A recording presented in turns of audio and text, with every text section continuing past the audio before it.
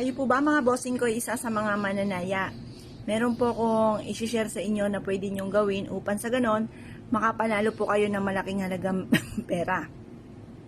Isulat lang po natin muna dito ang ating tunay na pangalan at epelido.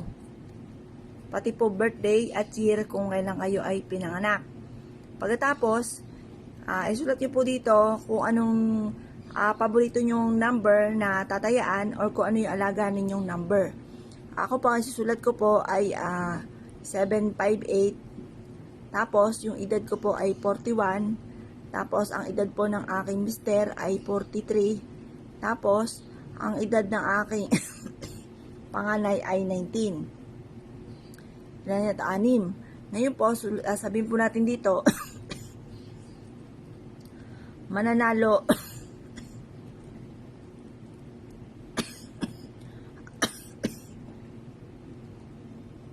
ako ng jackpot. Yan. I-wish na po lahat ang gusto po ninyo. Pagtapos na po kayo mag-wish mga bossing, halimbawa magkaroon ako ng sariling bahay, magkaroon ako ng sarili kong negosyo na dito na ako yayaman, magkaroon ako ng mga bagay na matagal ko nang pinapangarap, i-wish na lahat-lahat ang gusto po ninyo. Pagkatapos mga bossing, gagamitan po natin ito mga bossing ko ng bawang. Yan. Ang paggamit ng sana, ibig sabihin pag kayo nagwi-wish, ay alinlangan ko ito'y matutuloy.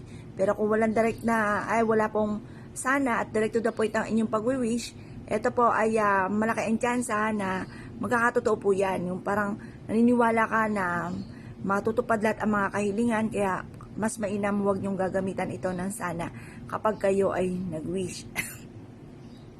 Proven po ito na napakaswerte basta't may 100% kang paniniwala.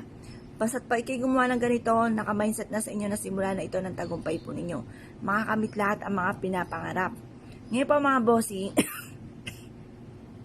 hindi lang naman sa pagtaya-taya tayo maaaring yumaman. Pwede po tayo yumaman sa pagninegosyo, sa hanap buhay, malay nyo ma-promote po kayo, or kaya po ano pang maaaring pwedeng maganap na may kaugnayan sa pera. Hindi lang lagi sa pagtaya. At syempre, ito ay suntok sa buwan, parang minsan, parang sa dami-dami ng tao dito sa mundo, isa lang ang tao mananalo, or kaya po yung mga ilan-ilan lang at hindi lahat. Kumbaga, wag natin dito kakaririn. Kapag gusto lang po natin, saka tayo tumaya. Pero pag may alilangan ka, ay wag nyo na lang gagawin, wag mo na kayong tataya. Kasi importante yung malakas yung fighting spirit nyo para gumana ang ating law of attraction, para matupad ko ano man ang ating hinihiling. Ngayon po mga bossing, kung kayo po isa sa mga mananaya, gawin nyo po ito ng umaga mga bossing mga 6:30 or kaya po alas 7. Matatapos kasi ibibilad pa natin to hanggang alas 8 ng umaga. Proven po ito at i-mindset nyo na kayo magiging matagumpay, makakamit nyo lahat ang mga pangarap po ninyo at i-aadya kayo nito kung saan lagi kayo suswertihin. Tupiin nyo po ito mga bossing ko at iipit nyo po ito sa inyo pong altar.